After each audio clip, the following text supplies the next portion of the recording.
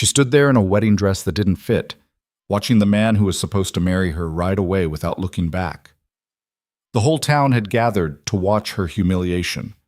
That's when Elias Vance, a stranger with a scarred face and a wagon full of silence, did something no one expected. He stopped, turned around, and made an offer that would either save them both or destroy whatever was left of their broken lives. This is their story. Stay until the end, hit that like button, and comment what city you're watching from so I can see how far this story travels. The chapel bells had stopped ringing an hour ago. Mara Dawson sat on the wooden steps outside, her wedding dress bunching awkwardly around her thighs, the fabric tight across her shoulders and stomach in a way that made breathing feel like a performance. The seamstress had done what she could. It wasn't enough. It never was. Inside, she could hear the low murmur of voices, sympathetic, pitying, quietly thrilled. Poor thing. I knew he'd leave. Well, can you blame him? Mara didn't cry. She'd run out of tears somewhere between the moment James didn't show up and the moment his brother came in, red-faced and stuttering, to tell everyone the wedding was off. James had left town, didn't say where, didn't leave a note. Just gone. She pressed her palms against the rough wood of the steps and tried to figure out what came next. The boarding house wouldn't take her back, not after she'd told Mrs. Halverson she was getting married and wouldn't need the room anymore. Her job at the general store was already given to someone else. She had $12 in her reticule and nowhere to go. The sun was setting, casting long shadows across the dirt road that ran through the center of town. People were starting to leave, filtering out of the chapel in clusters, their eyes sliding over her like she was part of the architecture. No one stopped. No one spoke to her, except one. You planning to sit there all night? Mara looked up. The man standing in front of her was tall, lean in the way that came from hard work and not enough food. His face was weathered, a scar running from his left eyebrow down to his jaw, pulling his mouth into a permanent half-frown. His clothes were worn but clean. His eyes were the color of steel in winter. She didn't recognize him. I don't know yet, Mara said. He studied her for a moment, his gaze direct but not unkind. Then he glanced back at the chapel, at the people still lingering near the doorway, watching. They're enjoying this, he said. I know. You got somewhere to go? Mara hesitated. Lying seemed pointless. No. The man nodded slowly, like he'd expected that answer. He shifted his weight, his hand resting on the brim of the hat he held at his side. For a long moment, he didn't say anything, just stood there, looking at her like he was working through a problem he hadn't asked for. Finally, he spoke. I've got a homestead, 2 days' ride north. It's not much. Cabin, some land, needs work. Mara frowned. I don't understand. I need help, he said, and you need a place to go. Her stomach tightened. She'd heard offers like this before. Men who saw a desperate woman and thought they could take advantage. Her voice came out harder than she intended. What kind of help? The kind that keeps a place running, he said evenly. Cooking, mending, work. That's all? His jaw tightened. I'm offering marriage. Legal, proper. You'd have a name and a roof. I'd have someone who can help keep the place from falling apart. Mara stared at him. You don't even know me. No, he agreed. But I know what it looks like when someone's got no options left. And I know what it's like to be the person nobody wants around. The words hit her harder than she expected. She looked down at her hands, at the calluses already forming from the work she'd done, trying to prove herself useful, trying to make herself small enough, quiet enough, acceptable enough. It had never worked. Why? She asked. Why would you do this? The man put his hat back on, adjusting it against the fading light. Because I'm tired of being alone, and because you look like you're tired of being invisible. Mara's throat tightened. He wasn't wrong.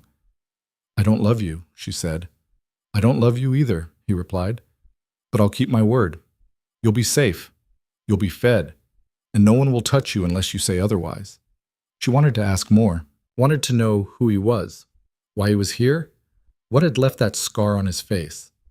But the sun was almost gone now, and the shadows were growing longer, and the people in the doorway were still watching, waiting to see what the fat girl in the too small dress would do next. Mara stood up. Her legs were stiff from sitting, and the dress pulled awkwardly across her hips as she moved. She didn't care. She looked the man in the eye and said, "What's your name?" "Elias Vance." "Mara Dawson." "Not for long," he said. She almost smiled. Almost. "When do we leave?" she asked. "Now." Elias had a wagon waiting at the edge of town, a sturdy but unremarkable thing pulled by two horses that looked as tired as he did. He helped her up onto the bench without comment, his grip firm but brief, and then climbed up beside her. The reins snapped. The horses started forward. No one called out to stop them. No one waved goodbye. Mara didn't look back. They rode in silence for the first hour, the sound of the wheels on the dirt road filling the space between them. The town disappeared behind them, swallowed by the darkness and the distance, and Mara felt something strange settle in her chest. Not relief, exactly, not hope, but something close. "You'll need different clothes," Elias said eventually, his voice cutting through the quiet. "That dress won't last a day where we're going." Mara glanced down at the white fabric, already dusty from the road. "I don't have anything else." "We'll stop in Prescott tomorrow. Get you some things." "I don't have money." "I do," she frowned. "I don't want charity." "It's not charity," Elias said. "You'll be working. Consider it an advance." Mara bit the inside of her cheek, trying to decide if she should be offended. She decided she was too tired to care. "Fine." They rode on. The night grew colder and Mara pulled her shawl tighter around her shoulders. Elias didn't seem bothered by the chill. He sat straight-backed and still, his eyes on the road ahead, his hands steady on the reins. "How long have you had the homestead?" Mara asked. 3 years? "By yourself?" "Mostly." "Mostly?" Elias's jaw tightened. "Had a partner for a while. Didn't work out." Mara waited, but he didn't elaborate. She didn't push. "What happened to your face?" she asked instead. He glanced at her, one eyebrow raised. "You always this direct?" "You just married a woman you don't know," Mara said. "I figure we're past polite." A flicker of something, amusement maybe, crossed his face. "Bar fight, 5 years ago. Man had a knife. I didn't." "Did you win?" "I'm still here." Mara nodded. "Fair enough." They fell into silence again, but this time it felt less heavy. Almost comfortable. Almost. They reached Prescott just before noon the next day. It was a small town, bigger than the one Mara had left, but not by much. Elias pulled the wagon up in front of a general store and climbed down, offering her a hand. She took it, her legs stiff from sitting, and followed him inside. The store smelled like wood polish and tobacco. A woman behind the counter looked up as they entered, her gaze sweeping over Mara with the kind of quick assessment that made Mara's shoulders tense. "Help you?" the woman asked. "Need work clothes," Elias said. "Durable. Practical." The woman's eyes flicked to Mara again, lingering on the wedding dress. "For her?" "Yes." "We don't carry much in her size." Mara's face burned. Elias didn't react. "Then find what you do have," he said. The woman sighed, but moved toward the back of the store. Elias turned to Mara, his expression unreadable. "Ignore her," he said quietly. "I'm used to it," Mara replied. "Doesn't make it right." The woman returned with a small stack of clothing, 2 plain dresses, a pair of sturdy boots, and a wool coat. Mara took them into the small changing area at the back of the store and pulled the curtain closed. The wedding dress came off in pieces, buttons popping, seams finally giving way under the strain. Mara didn't mourn it. She pulled on one of the new dresses, a simple brown cotton that was still tight across her chest and hips, but didn't feel like it was actively trying to suffocate her, and stepped back out. Elias nodded. "Better." The woman rang up the purchase without comment, and Elias paid without haggling. They left the store with Mara carrying the bundle of new clothes and Elias carrying a bag of supplies. "Thank you," Mara said as they climbed back onto the wagon. "For what?" "For not, I don't know, making it worse." Elias looked at her, his expression serious. "I'm not going to lie to you, Mara. The life we're heading into isn't easy. It's hard work, long days, and not much comfort, but I'm not going to make you feel small. You've had enough of that. Mara swallowed hard, something tight and painful loosening in her chest. Okay. Okay, Elias echoed. They rode on. The homestead came into view just before sunset on the second day. It was exactly what Elias had described, a small cabin, a barn that had seen better days, and a stretch of land that looked like it was trying to decide whether to give up or fight back.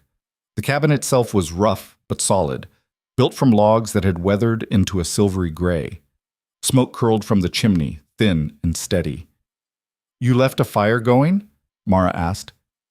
Banked it before I left, Elias said. Should still be warm inside. He pulled the wagon up in front of the cabin and climbed down, then came around to help Mara. She took his hand again, her feet hitting the ground with a solid thud, and looked around. It was quiet, isolated. The nearest neighbor was probably miles away. For the first time in years, Mara felt like she could breathe.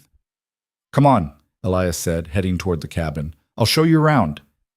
The inside was sparse but clean. One main room with a fireplace, a small table, 2 chairs, and a bed tucked into the corner. A ladder led up to a loft, and a door on the far wall opened into what looked like a small pantry. You'll take the bed, Elias said. I'll sleep in the loft. Mara frowned. That doesn't seem fair. It's not up for debate. She wanted to argue, but the look on his face told her it wouldn't do any good. Fine. Elias set the supplies down on the table and began unpacking. Mara watched for a moment, then moved to help, her hands falling into the familiar rhythm of organizing, sorting, putting things in their place.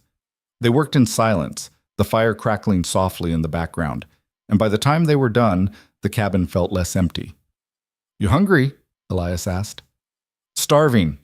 He pulled out a pot and a few ingredients, dried beans, salt pork, and onion, and set to work. Mara watched, surprised by how efficient he was, how his hands moved with the kind of confidence that came from practice. You cook? She asked. Had to learn, Elias said. Living alone, you either figure it out or starve. Fair enough. The beans took a while, but when they were finally done, Elias ladled them into 2 bowls and handed one to Mara. They sat at the small table, eating in silence, and Mara realized she couldn't remember the last time she'd had a meal that didn't feel like a performance. This is good, she said. It's beans, Elias replied. Still good. He almost smiled. The first week was harder than Mara expected. Not because of Elias. He kept his word, kept his distance, and worked from sunup to sundown without complaint. But the land was brutal, the work was endless, and her body, strong as it was, wasn't used to this kind of labor. She woke before dawn, lit the fire, made coffee, and started on breakfast. While Elias worked outside, mending fences, clearing brush, tending to the horses, she cleaned, mended clothes, and tried to make the cabin feel less like a place people survived and more like a place people lived. Her hands blistered, her back ached, her legs screamed every time she climbed the ladder to the loft to put away supplies. But she didn't complain. Elias didn't either. They fell into a rhythm, silent, steady, almost comfortable. He wasn't cruel, he wasn't kind, he was just there, present, solid. And for Mara, that was enough. But 2 weeks in, Elias came back to the cabin in the middle of the day, which was unusual. Mara looked up from the bread dough she was kneading, flour dusting her hands and forearms. Something wrong? She asked. Storm coming, Elias said. Big one. We need to secure the barn and bring in extra wood. Mara wiped her hands on her apron. Tell me what to do. They worked fast, Elias directing and Mara following, hauling wood, tying down loose boards, moving the horses into the barn. By the time the first drops of rain started to fall, they were back inside the cabin, both of them breathing hard. The storm hit like a fist. Rain hammered against the roof, wind rattling the shutters, and the fire in the hearth flickered and hissed as stray gusts found their way down the chimney. Elias moved to the window, peering out into the growing darkness. How long will it last? Mara asked. Hard to say, Elias said. Could be hours, could be days. Mara nodded and went back to the bread, shaping it into loaves and setting them near the fire to rise. Elias sat at the table, cleaning his rifle with slow, methodical movements. The storm raged on. Hours passed. The rain didn't let up. Mara finished the bread, made stew, and cleaned up while Elias checked the shutters and reinforced the door. By the time night fell, they were both exhausted. "Get some sleep," Elias said. "I'll keep watch." "For what?" "Leaks, loose boards, anything that might give." Mara looked at him, at the shadows under his eyes, the tension in his shoulders. "You need sleep too." "I'll sleep when the storm's over." She wanted to argue, but she was too tired. She climbed into the bed, pulled the blanket up to her chin, and closed her eyes. The last thing she heard before she drifted off was the sound of Elias moving quietly around the cabin, checking, securing, making sure they were safe. The storm lasted 3 days. By the time it finally broke, the world outside was a muddy, waterlogged mess. Elias went out first, checking the damage, and came back looking grim. "Barn's fine," he said, "but the fence is down on the east side, and the creek's flooded. We'll need to reroute the water before it gets to the cabin." Mara nodded. "What do you need me to do?" They spent the next week digging trenches, rebuilding the fence, and clearing debris. It was backbreaking work, and Mara's body protested every movement. But she kept going, kept pushing, because stopping meant giving up. And she'd done enough of that already. Elias noticed. He didn't say much, he never did, but she caught him watching her sometimes, his expression thoughtful, almost surprised. One evening, after they'd finished supper, he finally spoke. "You're tougher than you look," he said. Mara glanced up, unsure if that was a compliment or just an observation. "You sound surprised." I am," Elias admitted. "Most people wouldn't last a week out here." "I'm not most people." "No," Elias said quietly. "You're not." Something shifted between them in that moment. Something small but significant. Not trust, exactly. Not yet. But the beginning of it. A month in, they were starting to find their rhythm. Mara had taken over the garden, coaxing vegetables out of the stubborn soil with the same determination she brought to everything else.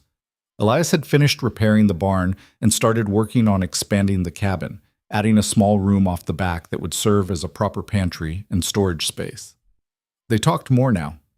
Not a lot, but enough.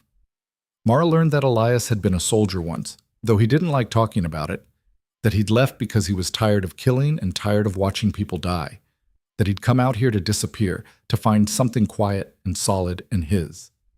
Elias learned that Mara had grown up in a small town back east, that her parents had died when she was 16, that she'd been passed around from relative to relative until she'd finally scraped together enough money to head west, that she'd thought James was her chance at something stable, something normal, that she'd been wrong. "I should have known," Mara said one night, staring into the fire. "Everyone tried to tell me, but I didn't want to listen." "People see what they want to see," Elias said. "What do you see when you look at me?" Elias was quiet for a long moment. Then he said, "Someone who doesn't quit." Mara's throat tightened. "That's it?" "That's enough." Met. It was early October when the children appeared. Mara was at the creek, washing clothes, when she heard the rustling in the brush. She looked up, her hands stilling in the cold water, and saw them, 2 kids, a boy and a girl, both rail-thin and filthy, watching her from the trees. The boy looked about 10, the girl maybe 7. Their clothes were little more than rags, and their eyes were wide with hunger and fear. Mara stood slowly, not wanting to spook them. "Hi there." The boy took a step back, his hand reaching for the girl's arm. "It's okay," Mara said gently. "I'm not going to hurt you." The girl's stomach growled loudly, and Mara's heart clenched. "Are you hungry?" she asked. The boy hesitated, then nodded. "Come on," Mara said, gesturing toward the cabin. "Let's get you something to eat, Bob." When Elias came back from the north field and saw 2 strange children sitting at his table, eating bread and stew like they hadn't seen food in weeks, he stopped in the doorway. Mara looked up. "They were at the creek. They're starving." Elias's jaw tightened. He looked at the children, then at Mara, then back at the children. "Where are your parents?" he asked. The boy swallowed hard. "Dead." "Both of them?" "Yeah." "How long have you been on your own?" The boy shrugged. "Couple months, maybe." Elias exhaled slowly. He looked at Mara again, and she met his gaze without flinching. "They can't stay," he he said quietly. Why not? Because we're barely making it as it is. We're making it fine, Mara said, and they'll die out there. That's not our problem. It is now. Elias's eyes narrowed. Mara, they stay, she said, her voice calm but firm. We'll figure it out. For a long moment, Elias didn't move. Then he looked at the children again, at the boy's defiant stare and the girl's trembling hands, and something in his expression softened, just a little. Fine, he said finally, but they pull their weight. The boy straightened. We will. Elias nodded once, then turned and walked back outside. Mara let out a breath she didn't know she'd been holding. The girl looked up at her, her eyes still wide but less afraid. Thank you, she whispered. Mara reached out and gently brushed a strand of hair from the girl's face. What's your name? Lily. And you? Mara asked, looking at the boy. Ben. Well, Ben and Lily, Mara said, welcome home. The next few weeks were chaos. Ben and Lily had almost nothing, no skills, no strength, no idea how to survive on a homestead. But they were willing to learn, and Mara was willing to teach. She showed Lily how to gather eggs, how to mend clothes, how to keep the fire going. She taught Ben how to haul water, how to stack wood, how to help Elias with the smaller tasks around the property. It was slow, messy, frustrating, but it worked. Elias, for his part, kept his distance at first. He wasn't unkind, but he wasn't warm either. He watched the children the way he watched everything, carefully, cautiously, waiting for something to go wrong. But slowly, almost imperceptibly, he started to soften. He taught Ben how to sharpen a blade. He carved Lily a small wooden doll. He didn't smile, didn't joke, didn't offer words of comfort. But he was there, and that mattered. Winter came early that year. The first snow fell in mid-November, and by December the world was buried under a thick, relentless white. The days were short, the nights were brutal, and the work was constant. Mara had never worked so hard in her life. She woke before dawn to start the fire, made breakfast for 4 instead of 2, rationed their dwindling supplies with the precision of a general planning a campaign. She kept the children warm, kept them fed, kept them moving, even when the cold made every step feel like walking through molasses. Her body ached constantly. Her hands were raw. Her back screamed every time she bent over the fire or hauled another bucket of snow to melt for water. But she didn't stop. Because if she stopped, they all fell apart. Elias saw it. He didn't say anything, but she could tell. He started taking on more of the outside work, pushing himself harder so she could focus on keeping the inside running. He hunted more, brought back rabbits and deer, stretched their food supply as far as it would go. They were surviving, barely. It was late January when the men came. 3 of them, on horseback, their faces hard and their intentions clear. They pulled up in front of the cabin just after noon, and Elias met them outside, his rifle in hand. Mara watched from the window, her heart pounding. Help you? Elias asked. The man in front, tall, broad-shouldered, with a thick beard and eyes like flint, smiled, but it didn't reach his eyes. Heard you've got a couple of kids here. What of it? Those kids belong to the state, the man said. Their parents died without a will. We're here to collect them. They're staying here, Elias said. The man's smile faded. That's not how it works. It is now. The man shifted in his saddle, his hand moving toward the gun at his hip. You don't want to do this. Elias didn't move. I'm not asking. Inside the cabin, Mara felt her breath catch. She glanced back at Ben and Lily, who were huddled near the fire, their faces pale. Stay here, she whispered. Then she stepped outside. The men's eyes turned to her, and she saw the flicker of surprise, the quick assessment, the dismissal. She didn't care. She walked up beside Elias, her chin high, her hands steady. The children are staying. The bearded man laughed. Lady, this doesn't concern you. It does, Mara said, because they're mine. You got papers for that? Not yet, Mara said. But we will. The man's eyes narrowed. You can't just take in strays and call them yours. That's not how the law works. Then the law's wrong, Mara said. For a long moment, no one moved.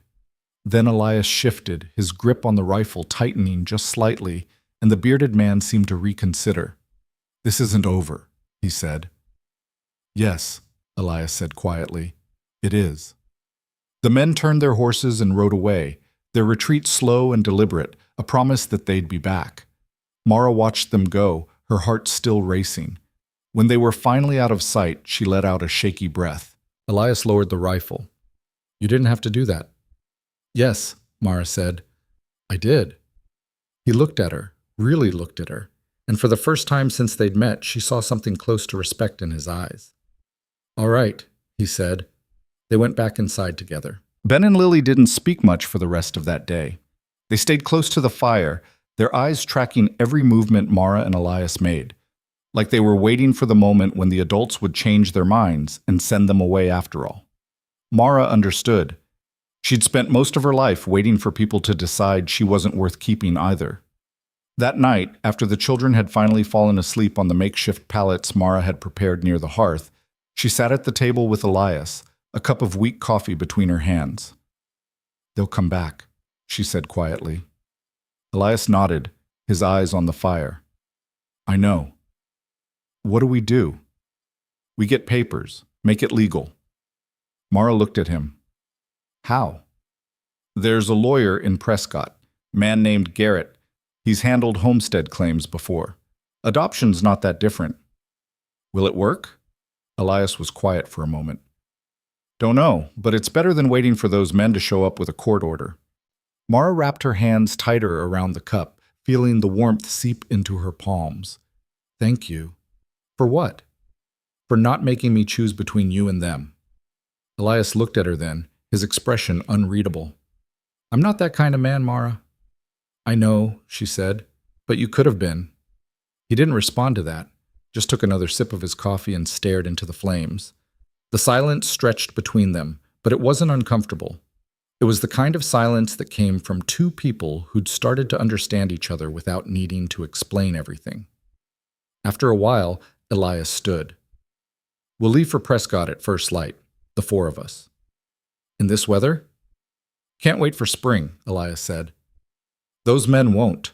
Mara nodded. She knew he was right. They went to bed that night with the weight of what was coming pressing down on both of them. But for the first time since the children had arrived, Mara felt something she hadn't felt in a long time. Hope, small, fragile, easily crushed. But there. The ride to Prescott took 2 full days, and it was brutal. The wagon wheels cut through snow that was sometimes knee-deep, and the wind bit through every layer of clothing they wore. Ben and Lily huddled together under a pile of blankets in the back, their faces pale but determined. Mara sat up front beside Elias, her body aching from the cold and the constant jarring of the wagon over frozen ruts. Elias didn't complain. He never did. But she could see the tension in his shoulders, the way his jaw tightened every time the horses stumbled or the wagon hit a particularly rough patch. "How much farther?" Mara asked on the second afternoon. "Another few hours," Elias said. "We'll make it before dark." They did, barely. The sun was setting behind the mountains when they finally rolled into Prescott, the streets quieter than Mara remembered. Elias pulled the wagon up in front of a small boarding house and climbed down, his movements stiff from the cold. "Wait here," he said. "I'll get us rooms." Mara watched him disappear inside, then turned to check on the children. Lily was shivering despite the blankets, her lips tinged blue. Ben had his arm around her, trying to share what little warmth he had. "We're here," Mara said gently. "It's going to be warm soon." Lily nodded, but she didn't look convinced.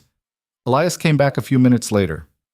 "Got 2 rooms, one for you and Lily, one for me and Ben." They unloaded quickly, carrying their few belongings inside and up a narrow staircase to the second floor. The rooms were small but clean, with real beds and a stove in each one. Mara got a fire going immediately, and within minutes the worst of the chill began to fade.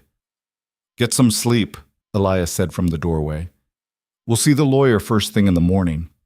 Mara nodded, too tired to say much else. She helped Lily out of her damp clothes and into the bed, then climbed in beside her.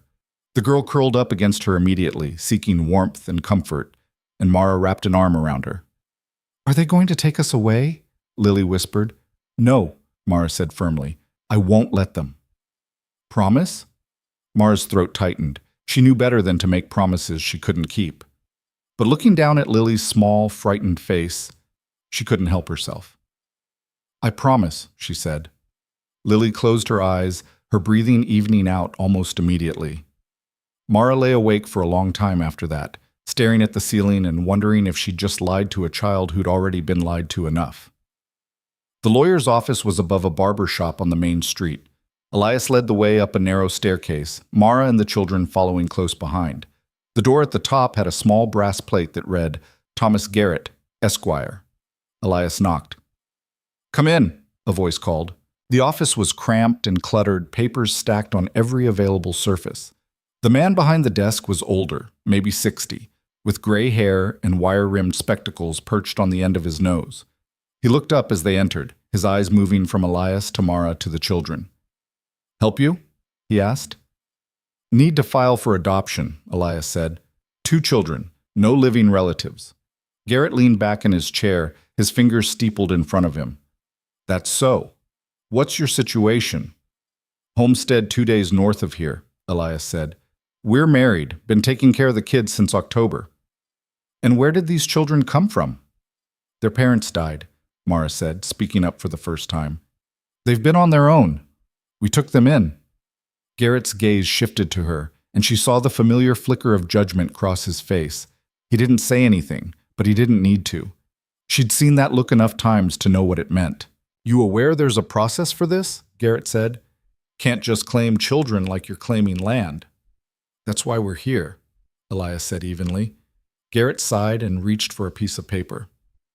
All right, I'll need some information. Full names, ages, circumstances of the parents' deaths. Ben stepped forward. Benjamin Cole. I'm 10. My sister's Lily. She's 7. Our ma and pa died of fever last summer. Garrett scribbled notes. Any other family? No, sir. And you've been living with these 2 since when? End of October, Ben said. Garrett looked at Elias and Mara. You understand that if the state has already claimed these children, you'll have to fight for custody? We understand, Mara said. And you're prepared to do that? Could take months. Could cost money you don't have. We're prepared, Elias said. Garrett studied them for a long moment, then nodded. All right, I'll draw up the paperwork, file it with the county. But I'm going to be honest with you, this isn't a sure thing. The state doesn't like giving up children once they've got a claim on them. Then we'll make a better claim, Mara said. Garrett almost smiled. I like your spirit, ma'am, but spirit doesn't win court cases. What does? Elias asked. Proof that you can provide a stable home, references, character witnesses, evidence that the children are better off with you than in an orphanage or with the state. Mara's stomach sank. They had none of that. They barely had a roof that didn't leak, but Elias didn't flinch. We'll get it? Good, Garrett said. Come back in 3 days. I'll have the paperwork ready. They left the office in silence, the weight of what they'd just committed to settling over them like fresh snow. Mara glanced at Elias, trying to read his expression, but his face was as unreadable as ever. Can we actually do this? She asked quietly. We don't have a choice, Elias said. Over the next 3 days, they stayed in Prescott, scraping together what little money they had left to pay for the rooms and food. Elias spent most of his time tracking down people who might serve as character witnesses, a shopkeeper who remembered him from previous trips, a blacksmith who'd done work on his wagon, anyone who could vouch that he wasn't a drifter or a criminal. Mara, meanwhile, focused on the children. She took them to the general store and bought them each a new set of clothes, nothing fancy but clean and warm and theirs. She sat with them in the boarding house room and taught Lily how to sew a simple stitch, how to make her stitches small and even. She listened to Ben talk about his parents, about the farm they'd had before the fever came, about how he'd tried to keep Lily safe after they died. You did good, Mara told him. You kept her alive. That's more than most people could do. Ben looked down at his hands. I didn't know what else to do. I thought about trying to find work, but nobody wanted to hire a kid. And I couldn't leave Lily alone. You made the right choice, Mara said. And now you don't have to do it alone anymore. Ben's eyes met hers, and for the first time she saw something other than fear and defiance. She saw trust. When they went back to Garrett's office 3 days later, he had the paperwork ready. It was a thick stack of documents, dense with legal language that Mara could barely understand. Garrett walked them through it, pointing out where they needed to sign, what each section meant. "This is the petition for adoption," he said. "You'll both need to sign here and here. This section is the affidavit stating that the children have no other living relatives and that you've been caring for them. This is the character reference form. You'll need at least 3 people to sign it." Elias pulled out a folded piece of paper. "Got 4. Garrett took it, scanned the names, and nodded. "This'll work. I'll file everything with the county clerk this afternoon. After that, it's a waiting game." "How long?" Mara asked. "Could be weeks, could be months. Depends on whether anyone contests it." "And if those men come back?" Elias asked. "If they show up with a court order, you'll have to comply," Garrett said bluntly. "But if we can get this adoption finalized before they do, they won't have a leg to stand on." Mara signed her name at the bottom of the petition, her hand shaking slightly. Elias signed next to her, his handwriting surprisingly neat. "All right," Garrett said, gathering the papers. "You folks head home. I'll send word when there's news." They left Prescott the next morning, the wagon loaded with a few supplies they'd managed to buy with the last of their money. The ride back was just as cold as the ride there, but somehow it felt different. Lighter, maybe. Or at least less hopeless.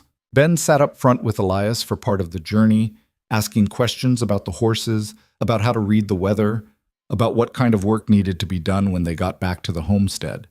Elias answered patiently, his tone gruff but not unkind, and Mara watched from the back of the wagon, something warm settling in her chest. They were becoming a family. Broken, mismatched, held together by necessity and stubbornness, but a family nonetheless. The homestead looked smaller than Mara remembered when they finally arrived, the cabin half buried in snow, the barn barely visible in the distance. But it was theirs, and it was home. They unloaded quickly, eager to get inside and warm. Elias got the fire going while Mara unpacked the supplies, and the children shed their layers of damp clothing. By the time the sun set, the cabin was warm and the smell of stew filled the air. They ate together at the small table, elbows bumping, bowls scraping, the conversation easy and comfortable. Lily told a rambling story about a dog she'd seen in Prescott, and Ben corrected her details with the seriousness of someone much older. Elias listened without comment, his expression softer than usual. Mara caught herself smiling. When the meal was over and the children had settled down for the night, Mara stepped outside for a moment, needing air and space to think. The night was clear, the stars scattered across the sky like broken glass, and the cold bit at her cheeks and hands. She heard the door open behind her, felt Elias's presence before he spoke. "You all right?" he asked. "Yeah," Mara said. "Just needed a minute." They stood in silence for a while, their breath misting in the cold air. "Think we'll win?" Mara asked finally. "Don't know," Elias said honestly, "but I know we'll fight." Mara nodded. That was enough. They went back inside together, and for the first time in longer than she could remember, Mara slept without dreaming of being left behind. The weeks that followed were some of the hardest Mara had ever lived through. Winter deepened, the snow piling higher, the days so short it felt like the sun barely bothered to rise. Their supplies dwindled faster than she'd expected. 4 mouths to feed instead of 2 made a brutal difference. She rationed everything, stretched meals until they were little more than broth and hope, mended clothes until the patches had patches, kept the fire burning just enough to hold back the worst of the cold, but not enough to burn through their wood too quickly.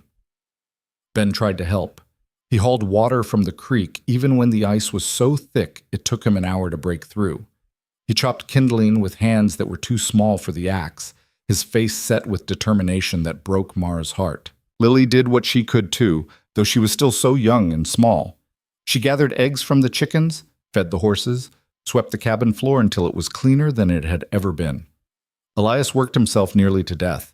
He hunted every day, sometimes coming back with a rabbit or a bird, sometimes coming back empty-handed and exhausted. He repaired what broke, reinforced what weakened, kept the place from collapsing under the weight of winter. And Mara held it all together. She was the one who made sure everyone ate, even if it meant she didn't. The one who kept spirits up when the children got scared, or Elias came back frustrated and silent. The one who decided what they could afford to use and what they had to save. It was crushing work. But she didn't break. One night in late February, Elias came back from a hunt looking worse than Mara had ever seen him. His face was gray, his movements slow, and when he sat down at the table, he nearly missed the chair. "Elias?" Mara said, alarmed. "I'm fine," he said, but his voice was rough. She crossed to him, pressing the back of her hand to his forehead. He was burning up.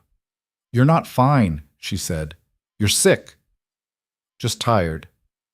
"You're sick," she repeated firmly. "Get into bed." "Mara, now." He didn't have the strength to argue. He let her help him to the bed, and she pulled the blankets up around him, her mind already racing through what she had that might help. Willow bark tea for the fever. Warm compresses. Rest. If it was something worse, pneumonia, influenza, they were in trouble. Real trouble. Over the next 3 days, Elias's fever spiked and broke and spiked again. Mara barely slept, sitting beside him with cool cloths, forcing him to drink water and tea even when he didn't want to. Ben and Lily watched from across the room, their eyes wide and frightened. "Is he going to die?" Lily whispered. "No," Mara said, putting every ounce of conviction she had into the word. "He's not." On the 4th day, the fever finally broke for good. Elias woke up clear-headed but weak, his eyes finding Mara's across the dim cabin. "You should have let me sleep," he said, his voice hoarse. "And let you die? Not a chance." He almost smiled. "Stubborn. You're one to talk." He closed his eyes again, but his hand found hers on top of the blanket, his grip weak but deliberate. Mara held on. By the time March arrived, they were all exhausted, half-starved, and running on fumes. The food was almost gone. The wood was almost gone.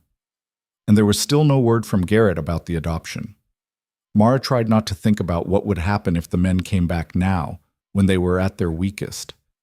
Tried not to think about losing the children after everything they'd been through, but the thoughts came anyway, creeping in during the long dark hours when she couldn't sleep. Then, one afternoon, a rider appeared on the horizon. Mara saw him from the cabin window and felt her heart lurch. Elias was outside, and she watched as he walked out to meet the man, his rifle in hand but not raised. The rider handed him something, a letter, maybe, and then turned and rode away. Elias came back inside, his expression unreadable. He held up the envelope. "It's from Garrett," he said. Mara's hands shook as she took it from him. She broke the seal and unfolded the letter, her eyes scanning the neat handwriting. Her breath caught. "What does it say?" Ben asked. Mara looked up, her eyes stinging. "We have a hearing, 2 weeks from now. The judge will decide then." "Is that good?" Lily asked. "It means we have a chance," Mara said. She looked at Elias, and for the first time in weeks she saw something other than exhaustion in his eyes. She saw determination. The 2 weeks passed in a blur of preparation. Elias rode into town to talk to Garrett, to make sure everything was in order. Mara did what she could to make the children look presentable, mending their clothes, making sure they were clean, rehearsing with them what they might be asked. "Just tell the truth," she said. "Tell them what your life was like before and what it's like now." Ben nodded seriously. Lily looked terrified. "It's going to be okay," Mara told her, though she wasn't sure she believed it herself. The day of the hearing arrived cold and bright. They made the trip to Prescott in silence, the weight of what was about to happen pressing down on all of them. The courthouse was a small, plain building on the edge of town. Inside, it smelled like old wood and dust. Garrett was waiting for them, dressed in a suit that looked like it had seen better days. "You ready?" he asked. "As we'll ever be," Elias said. They were led into a courtroom that was smaller than Mara expected, with rows of benches and a raised platform where the judge sat. The bearded man from before was there too, along with another man in a suit, who Mara assumed was the state's lawyer. The judge was an older man with a stern face and sharp eyes. He looked at them over the top of his spectacles, then nodded to Garrett. "Proceed," he said. Garrett stood. "Your Honor, we're here today to petition for the adoption of Benjamin and Lily Cole by Elias and Mara Vance. The children have been in their care since October of last year, and they've provided a stable, loving home." The state's lawyer stood. Your Honor, the state objects. These children are wards of the state, and there's no evidence that Mr. and Mrs. Vance are capable of providing adequate care. The judge looked at Elias and Mara. Is that true? You've been caring for these children?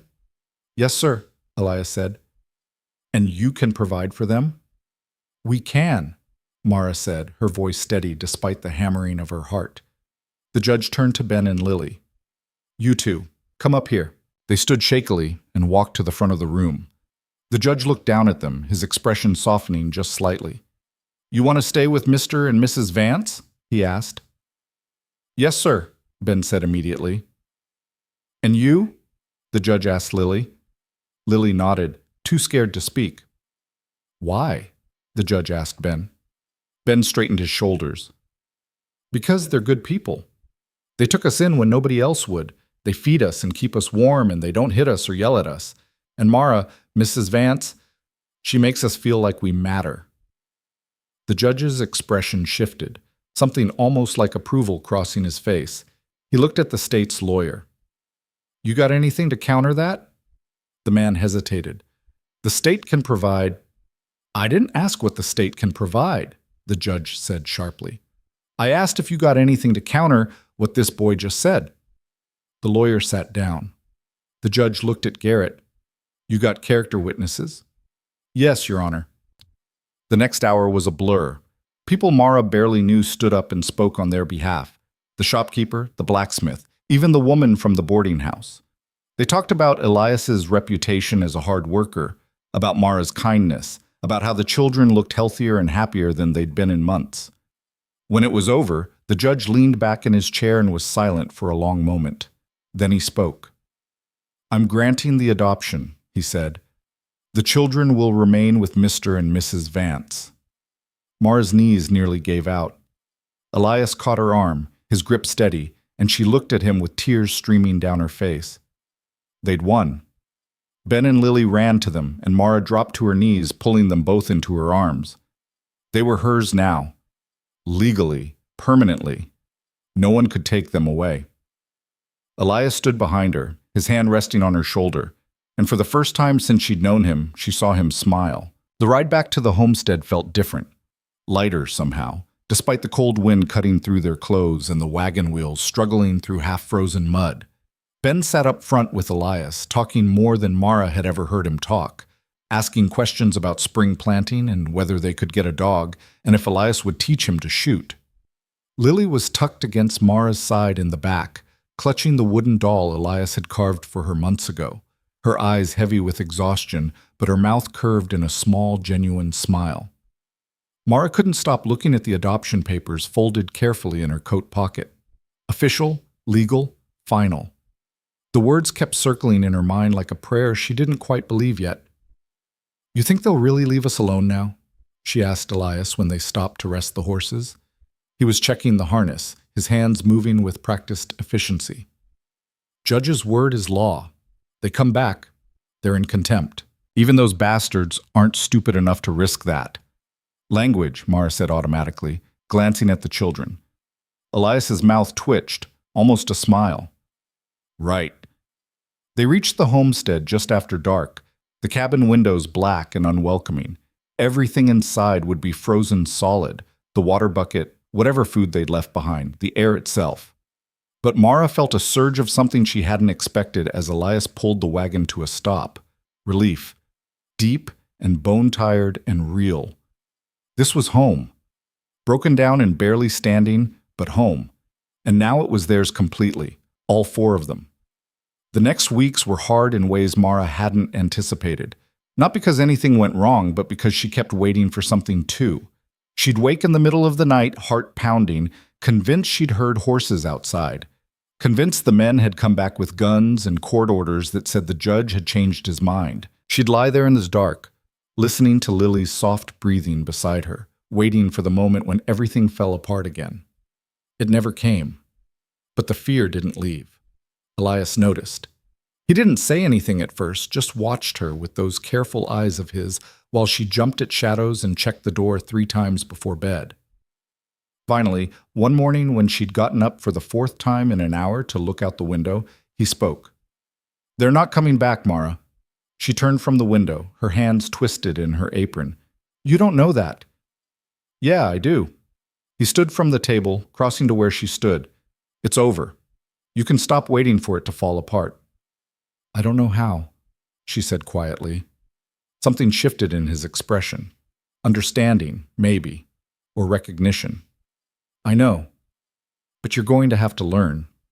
She nodded, but her hands wouldn't unclench. Spring came slowly that year, winter clinging to the land like it had unfinished business. The snow melted in patches, revealing dead grass and frozen mud underneath. The creek thawed and ran fast with runoff, the sound of it constant and almost violent. And the work, the endless, brutal work, began again. Elias spent every daylight hour outside, clearing the fields, repairing the damage winter had done to the fences and the barn. Ben shadowed him most days, learning to handle tools that were still too big for his hands, his face set with the kind of determination that reminded Mara of Elias himself. She and Lily worked inside and around the cabin. The garden needed to be turned and planted. Seeds they'd bought in Prescott with the last of their money needed to go into the ground before it was too late. Chickens needed tending. Clothes needed washing. The cabin itself needed to be scrubbed top to bottom, every corner cleaned of the grime and soot that had built up over the winter. Mara's body screamed in protest. Her back, her knees, her hands, everything hurt. She'd lost weight over the winter, enough that her dresses hung loose now, but she was still heavy. Still slow. Still the woman who had to sit down twice while hauling water from the creek because her legs couldn't take it. But she didn't stop.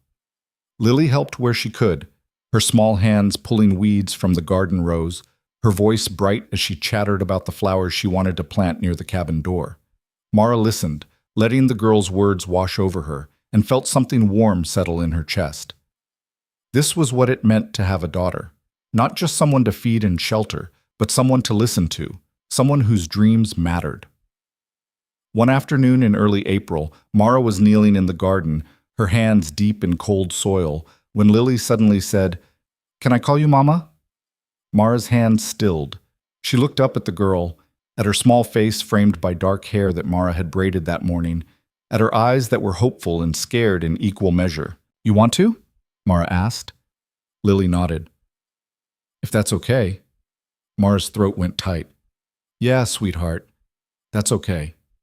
Lily beamed, and just like that, Mara became Mama. Not Mrs. Vance, not Mara, Mama. She told Elias about it that night after the children were asleep. He was sitting at the table sharpening his knife, the rhythmic scrape of stone on metal filling the quiet cabin. "Lily called me Mama today," Mara said. Elias looked up, his expression unreadable. "That bother you?" "No, it scared me a little, but no, it doesn't bother me." He went back to sharpening the knife. "Good. Ben asked me if he should call you Pa," Mara said. "I told him that was up to you." Elias's hand paused mid-stroke. He stared down at the blade for a long moment. "What'd you tell him?" "That he should ask you himself." Elias set the knife down. "He hasn't." "Maybe he's scared you'll say no." "I won't," Elias said quietly. Mara studied him across the table. "You should tell him that." The next day, Elias and Ben were working on the fence line when Ben finally worked up the nerve. Mara wasn't there, but Ben told her about it later, his face flushed with something that looked like pride. "I asked if I could call him Pa," Ben said, "and he didn't say anything for a real long time. I thought maybe I shouldn't have asked, but then he just said, 'Yeah, that'd be all right.' Like it was nothing." Mara smiled. "I bet it wasn't nothing to him." "You think?" "I know." That night at supper, Ben called Elias Pa for the first time, his voice careful, testing the weight of the word. Elias didn't react outwardly, just nodded and asked Ben to pass the salt. But Mara saw the way his shoulders relaxed, the way his hand lingered on Ben's shoulder when he stood to clear the table. They were a family now, legally and in name. But the weight of it, the responsibility, the fear of failing, the constant awareness that 4 lives depended on them getting it right, was crushing. By late April, their supplies were dangerously low again. The The winter had taken more than they'd planned for, and the adoption had cost money they didn't have. Elias had sold his spare rifle and a saddle to pay Garrett's fees, and even that hadn't been enough. They'd gone into debt with the general store in Prescott, a debt that hung over them like a storm cloud. "We need cash," Elias said one night, staring at the numbers he'd scratched onto a piece of paper. "And we need it soon." "How?" Mara asked. "I can hire out for a few weeks. There's ranches east of here that need hands for branding season. Pay's decent." Mara's stomach dropped. "You'd leave?" "Not for long. 3 weeks, maybe a month." "That's a long time." "I know." He looked at her, his eyes tired. "But I don't see another option. We can't make it to harvest without money for seed, and we can't plant if we're too busy starving to work." Mara knew he was right, but the thought of being alone with the children, of managing the homestead without him, terrified her. What if something happens? Like what? I don't know. What if someone gets hurt? What if the roof caves in? What if... "Mara," his voice was gentle but firm. "You can handle it." "You don't know that." "Yeah, I do. You've been handling it this whole time. You just haven't noticed." She wanted to argue, wanted to tell him he was wrong, that she needed him here. But looking at the numbers on that paper, at the reality of what they owed and what they had, she couldn't. "When would you leave?" she asked. "Week from tomorrow."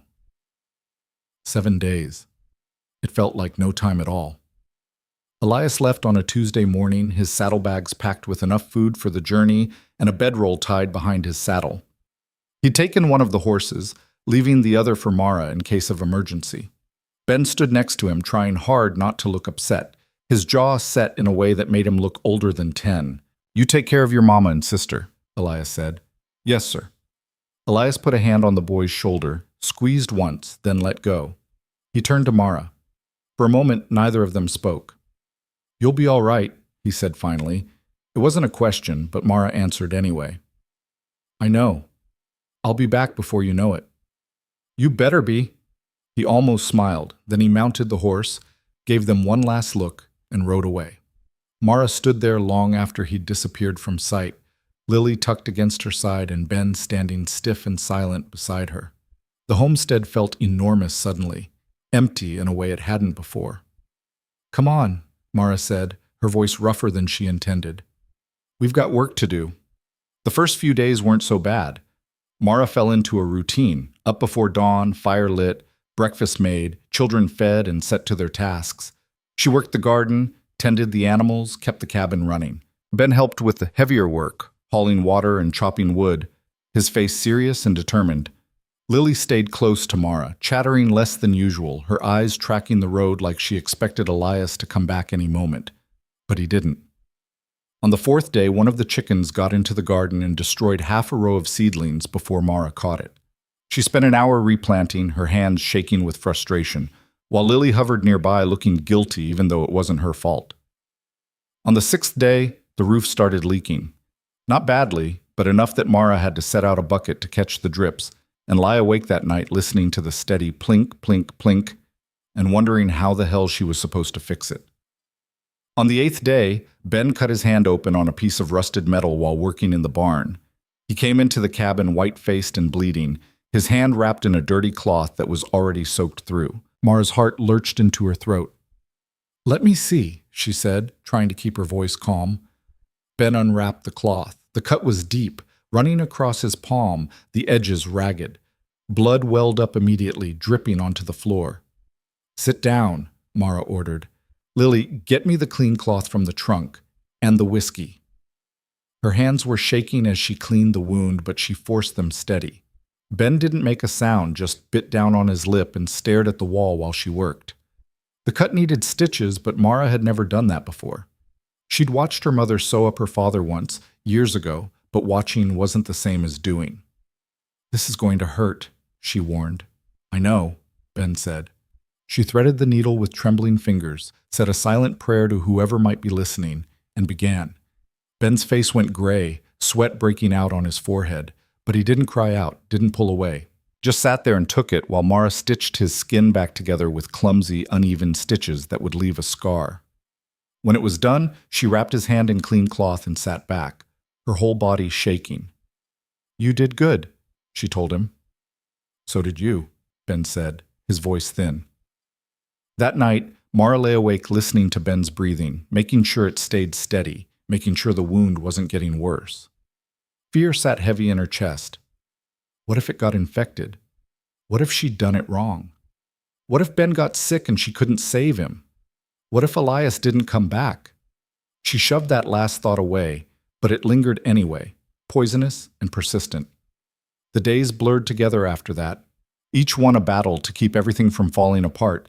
The garden needed constant attention. The animals needed feeding. The cabin needed cleaning. Ben's hand needed checking and rewrapping. Lily needed reassurance that everything was fine, even though Mara wasn't sure it was.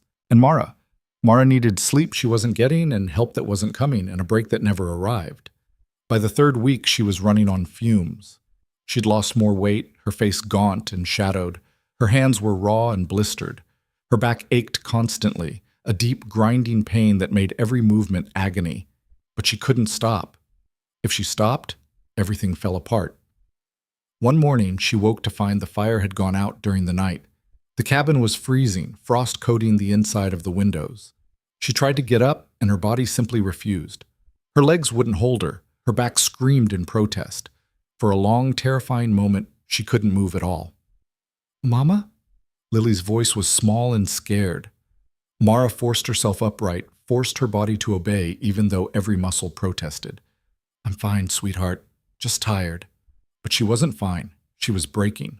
That afternoon, she was outside trying to fix the fence that Ben couldn't manage with his injured hand when she saw the rider coming up the road. Her heart stopped. For one wild, irrational moment, she thought it was the men from before, come back to take the children after all. Then she recognized the horse. Elias. He was early, a week early.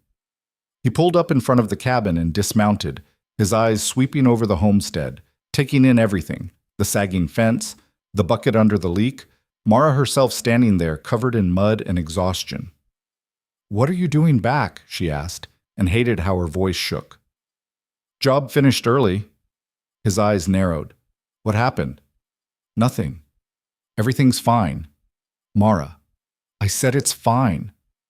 But her body chose that moment to betray her. Her knees buckled, and she would have hit the ground if Elias hadn't caught her. His arms came around her, solid and steady, and suddenly she couldn't hold it together anymore. She broke, not crying, not sobbing, just this awful, shaking exhaustion that she couldn't control, her body finally giving up now that someone else was there to catch her. "I've got you," Elias said quietly. "I've got you." He half carried her inside, sat her down at the table, and started barking orders at the children. "Ben, get the fire going. Lily, water, now." They moved fast, their faces scared but obedient. Elias crouched in front of Mara, his hands on her knees, his eyes searching her face. "Tell me what happened," he said. So she did. The chicken, the roof, Ben's hand, all of it. The words came out disjointed and messy, but he listened without interrupting. When she was done, he just nodded. "All right, you did good." "I didn't," Mara said. "I barely held it together." "You held it together. That's what matters." He stood, squeezing her shoulder once. "Now you're going to rest. I'll handle everything else." "Elias, not arguing about this, Mara. You're done for today." She was too tired to fight.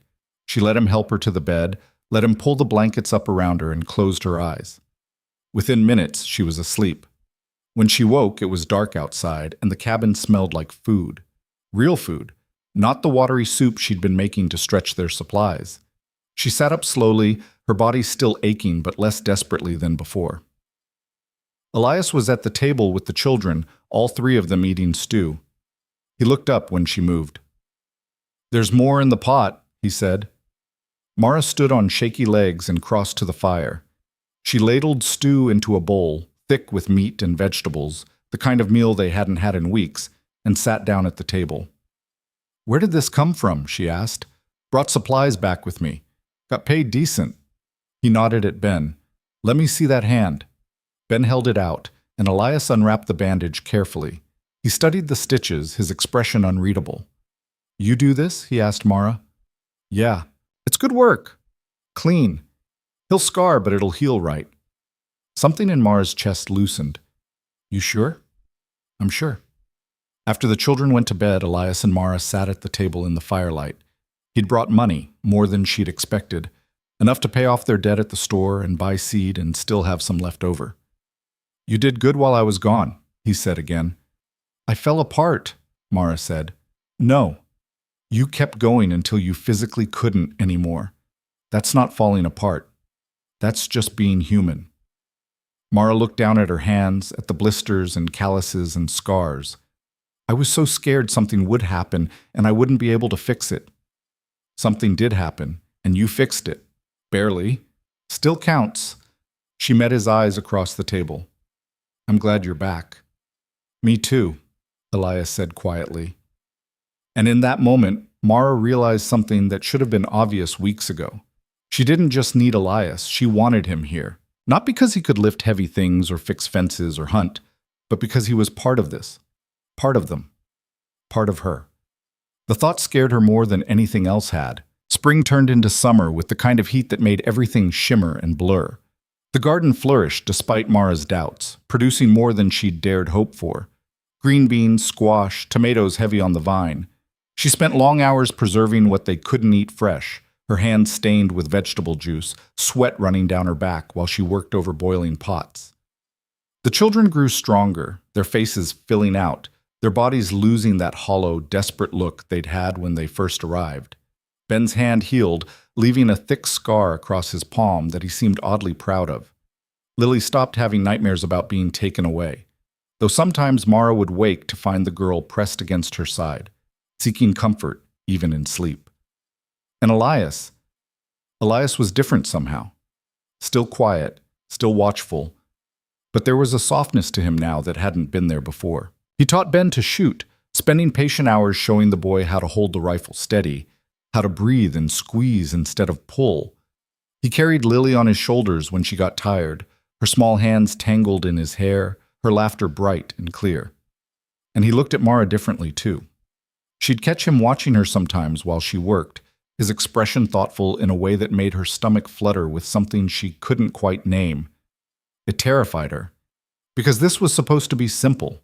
A marriage of convenience, two people helping each other survive. But somewhere along the way, between the adoption hearing and Ben's injured hand and all those long winter nights, it had become something else. Something real. Mara didn't know what to do with that. One evening in late June, after the children were in bed, Elias came back to the cabin later than usual. Mara was at the table mending one of Ben's shirts by lamplight when he walked in, his face serious. Need to talk to you about something, he said. Mara's heart jumped. Nothing good ever started with those words. What is it? Elias sat down across from her, his hands flat on the table.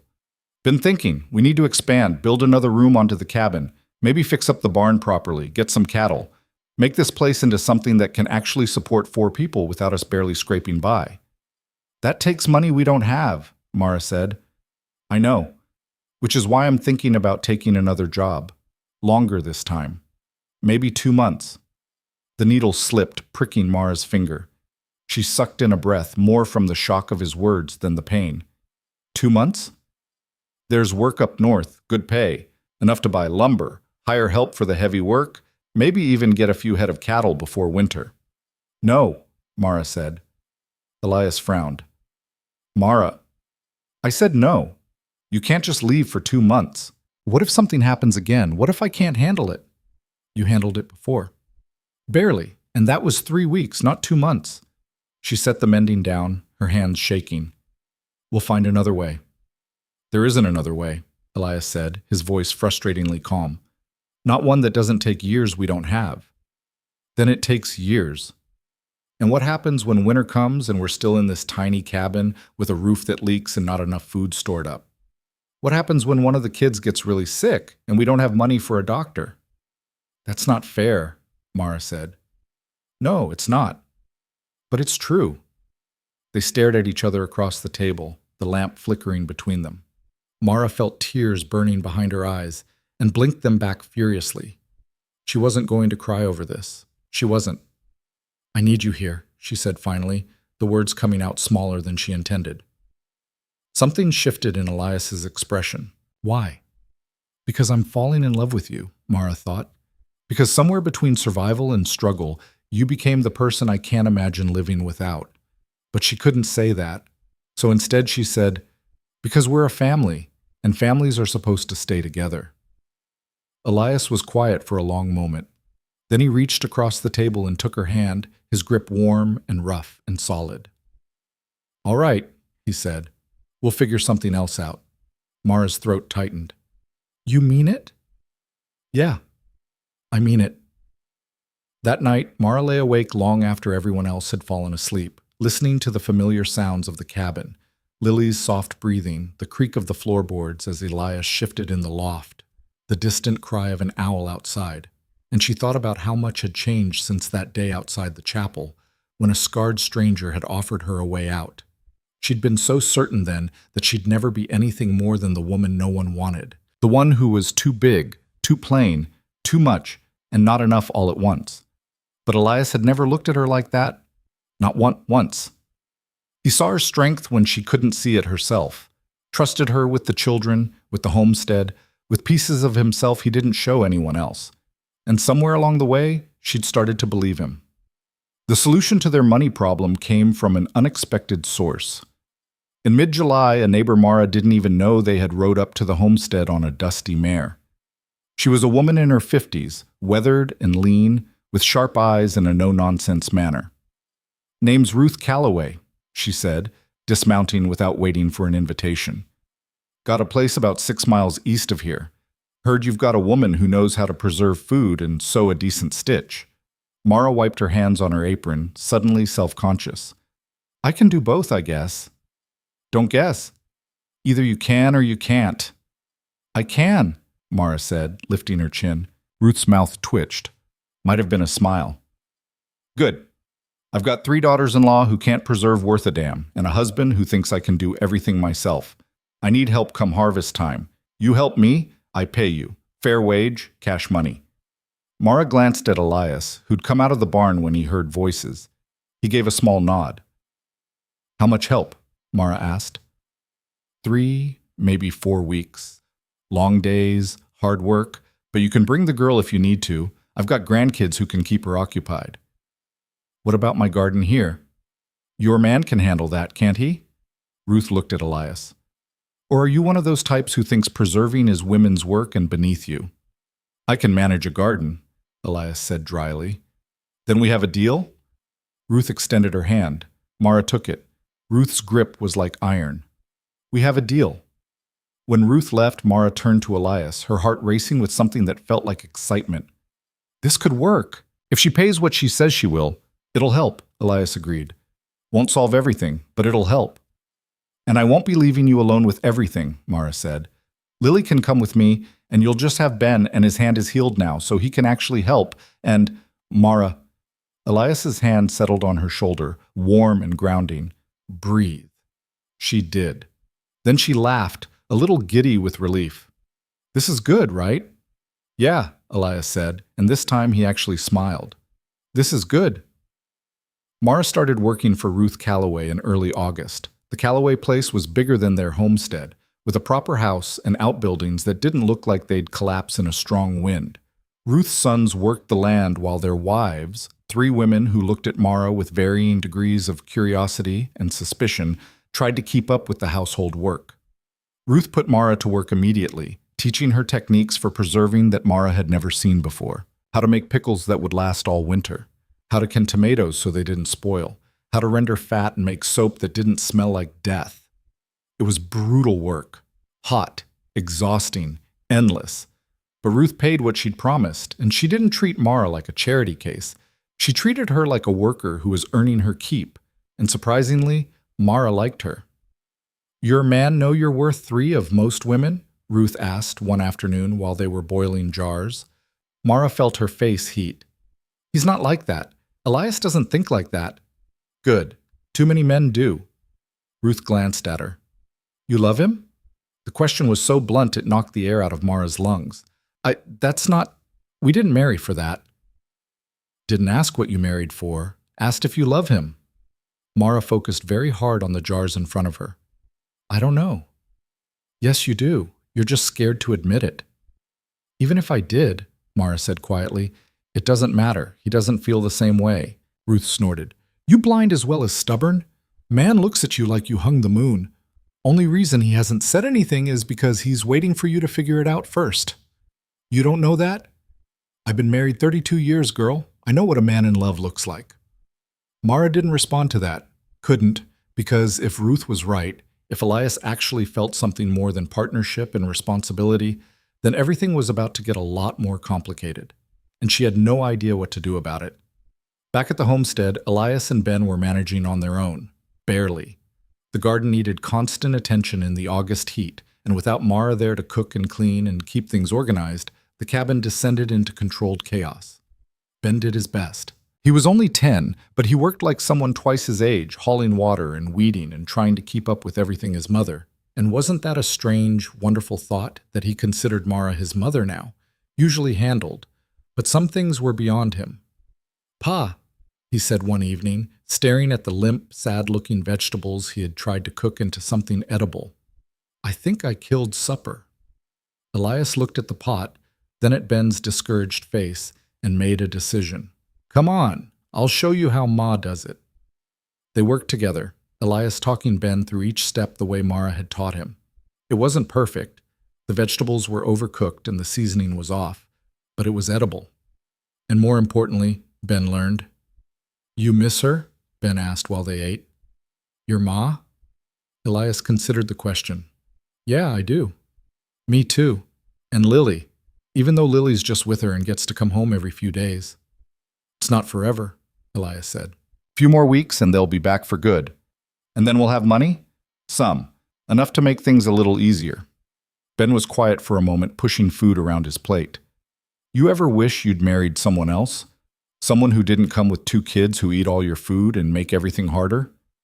Elias set down his fork and looked at the boy. Really looked at him. No. Never. Really? Really? You and Lily, you're not making things harder. You're making them matter. Ben's eyes went suspiciously bright. He ducked his head, focusing on his food. Okay. Okay, Elias echoed. When Mara came home at the end of the second week, tired and dirty and smelling like vinegar, she found the cabin cleaner than she'd left it. Not perfect. There were dishes stacked haphazardly by the wash basin and the floor needed sweeping, but it was clear that Elias and Ben had been trying. Look at you two, she said, unable to keep the smile off her face. Managing without me. Don't get used to it, Elias said. We're barely surviving. But there was something warm in his eyes that made Mara's stomach flip. She looked away, suddenly nervous. Where's Ben? Barn, checking on the horses. They were alone then, standing in the cabin that felt too small suddenly, the air between them heavy with things unsaid.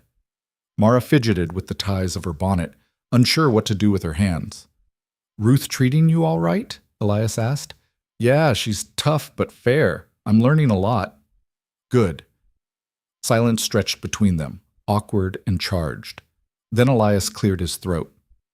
Missed having you here, he said. Mara's fingers stilled on her bonnet ties. Yeah? Yeah. Place feels wrong without you. Something in Mara's chest cracked open.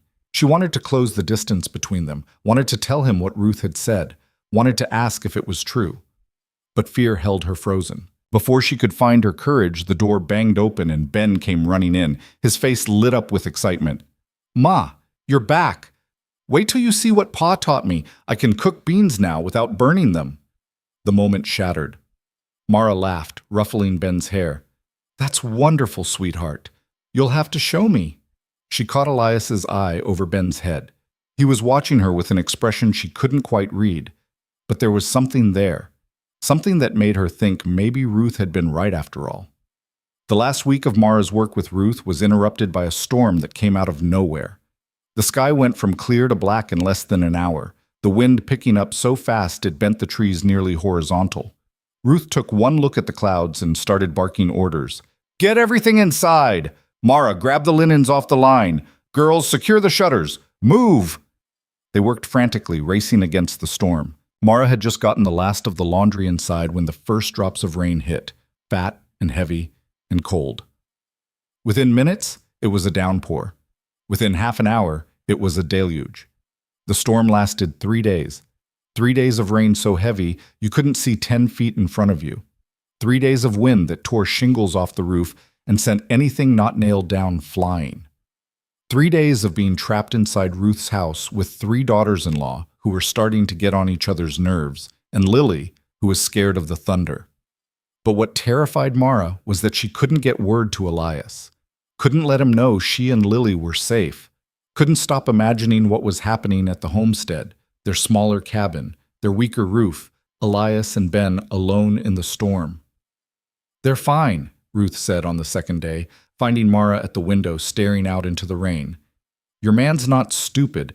He'll have battened down and waited it out." "You don't know that." "I know men like him, survivors. Takes more than a storm to break them." But Mara couldn't shake the fear. It sat in her chest like a stone, heavy and cold, making it hard to breathe. She kept thinking about how close she'd come to losing them before, how fragile this life they'd built really was. When the storm finally broke on the 4th day, Mara didn't wait for the roads to dry. She bundled Lily into the wagon Ruth loaned her, thanked the woman for everything, and headed home. The roads were a mess. Mud so deep the wagon wheels sank to the axles, fallen trees blocking the path, swollen creeks that had jumped their banks. What should have been a 3-hour journey took 7. By the time Mara finally saw the homestead, the sun was setting and her hands were blistered from gripping the reins. The cabin was still standing. Thank everything that was holy, it was still standing, but the barn roof had partially caved in, and debris was scattered everywhere. Elias was outside trying to clear a fallen tree when he saw the wagon. He dropped the axe and started walking toward them, his pace quickening, and then he was running. Mara barely got the wagon stopped before he reached them. He pulled Lily down first, checking her over quickly, then turned to Mara. His hands came up to grip her arms, his eyes searching her face. "You all right?" he demanded. "We're fine." "Are you? Is Ben?" "We're fine. Barn's damaged, but the cabin held. Ben's inside." Mara sagged with relief. Elias's hands tightened on her arms, steadying her. "Thought something happened to you," he said roughly. "When the storm hit and you were gone, I know, I thought the same thing." They stood there in the fading light, muddy and exhausted, holding on to each other. And Mara realized this was what fear had been trying to protect her from. This feeling, this terrifying, overwhelming awareness that losing this man would break something in her that could never be fixed. "Elias," she started, but she didn't know how to finish. His thumb brushed against her arm, gentle despite the calluses. "I know," he said quietly. "Me too." And just like that, the thing between them that had been building for months finally surfaced. Not with grand declarations or dramatic moments, just a quiet acknowledgement in the mud and the wreckage that they'd become something neither of them had planned for. Something that mattered. That night, after the children were asleep and the immediate damage had been assessed, Mara and Elias sat at the table with cups of coffee between them. The cabin was a mess. Mud tracked everywhere, wet clothes hanging to dry, the general chaos of survival. But it felt like home. "Ruth paid me," Mara said, pulling a small leather pouch from her pocket. "It's not as much as we'd hoped since I left early, but it's something." Elias took the pouch, weighing it in his hand. "It's enough. Combined with what I've saved, we can start on repairs. Maybe even get that lumber for the addition before winter." "Just repairs first," Mara said. "The barn needs fixing before we worry about expanding." "Agreed." They sat in comfortable silence for a moment. Then Elias spoke. "I was going to say something before the storm, before you left with Ruth." Mara's heart picked up speed. "Yeah?" "This arrangement we made back at the beginning, it's not that anymore. Hasn't been for a while." "No," Mara agreed softly. "It hasn't. I know I'm not easy to live with. I know I don't talk much or say the right things, but you should know—" He paused, his jaw working like the words were hard to get out. "You should know that I wouldn't want to be here with anyone else." Doing this with anyone else. It wasn't a declaration of love. Elias wasn't built for flowery speeches or romantic gestures. But coming from him, those words meant everything. I wouldn't either, Mara said. Want to be anywhere else, I mean. Or with anyone else. Elias looked at her then, really looked at her, and she saw everything she needed to see in his eyes, the fear and the hope and the certainty all mixed together. So what do we do? He asked. Mara reached across the table and took his hand. We keep going, same as we've been doing, but maybe we stop pretending it's just for survival. And what is it for? Each other, Mara said simply. Elias's fingers laced through hers, his grip warm and solid and real. Yeah, all right. It wasn't perfect. They didn't suddenly become different people. Elias was still quiet and guarded. Mara was still scared of being left behind. The work was still brutal, the money still tight, the future still uncertain.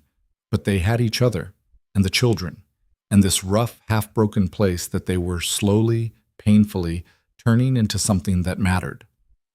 That night, Mara fell asleep with Lily curled against her side and the sound of Elias moving quietly in the loft above. And for the first time in her entire life, she felt like she was exactly where she was supposed to be. Not because it was easy, but because it was hers. The barn repairs took 3 weeks of backbreaking work. Elias and Ben worked from sunup to sundown, tearing out the damaged sections, hauling new timber, rebuilding what the storm had destroyed. Mara helped where she could, holding boards steady while Elias hammered, passing tools, keeping water and food coming so they didn't have to stop. Her body protested every movement. Her back screamed, her knees ached, her hands developed new blisters on top of old scars. But she didn't complain. None of them did. Because this was what survival looked like. Bloody knuckles and sore muscles and the bone-deep satisfaction of fixing something that was broken. By mid-September, the barn was sound again. Not pretty, but functional. Strong enough to shelter the horses through another winter. And somehow, working together on it had shifted something between all of them. They moved as a unit now, anticipating each other's needs, communicating in half-sentences and gestures that outsiders probably wouldn't understand. They'd become a family in the truest sense, not because of blood or law, but because they'd chosen each other every single day. One evening, after the barn was finished, Mara was making supper when Lily came running in from outside, her face flushed with excitement. "Mama, there's people coming!" Mara's stomach clenched. She wiped her hands on her apron and went to the door. Sure enough, a wagon was approaching, 2 people on the bench. As they got closer, Mara recognized Ruth Calloway and a man who must be her husband. Elias came out of the barn, Ben beside him. They all stood there watching as the wagon pulled up. "Evening," Ruth said, climbing down without waiting for help. "This is my husband, Thomas. We've come with a proposition." Thomas was a big man, weathered and solid, with kind eyes and work-worn hands. He nodded at Elias. "Heard you folks had some storm damage." "Barn's fixed now," Elias said carefully. "Good. That's good." Thomas glanced at Ruth, who gave him an encouraging nod. "Thing is, we've got more land than we can work properly. Been thinking about leasing out the north section. Let someone else work it, split the profits." Mara frowned. "I don't understand." "We're offering it to you," Ruth said bluntly. "You work the land, plant what you want. We provide the seed and equipment. Come harvest, we split everything 60-40. You get the 60. Elias's eyes narrowed. "Why?" "Because you're good workers," Thomas said. "Both of you. And those kids of yours are being raised right. Hard to find people like that anymore." "And because," Ruth added, "I'm tired of watching good people barely scrape by when there's a better way." Mara looked at Elias. He was thinking, she could see it in the way his jaw worked, the way his eyes were calculating possibilities and risks. "How much land?" he asked. 20 acres, good soil, close to water, and we'd still keep our homestead. Course. This would be in addition to what you've got. Help you build something real." Elias was quiet for a long moment. Then he looked at Mara. "What do you think?" The fact that he asked, that he valued her opinion enough to ask in front of others, made Mara's throat tight. "I think it's a good opportunity, if the terms are fair." "They are," Ruth said. "I don't cheat people." "No," Mara agreed. "You don't." Elias turned back to Thomas. "We'll need it in writing, contract that spells everything out clear. Thomas smiled. Already had the lawyer draw one up. Figured you'd want that. They spent the next hour going over the details while Mara made coffee and the children tried not to be too obvious about eavesdropping. By the time Ruth and Thomas left, they had an agreement. Come spring, the Vances would be working 40 acres instead of 20. After the Calloway's wagon disappeared down the road, Mara and Elias stood in the yard, watching the sunset. Ben and Lily were inside, arguing good-naturedly about whose turn it was to set the table. This could change everything, Mara said quietly. Could, Elias agreed. If we don't mess it up, we won't.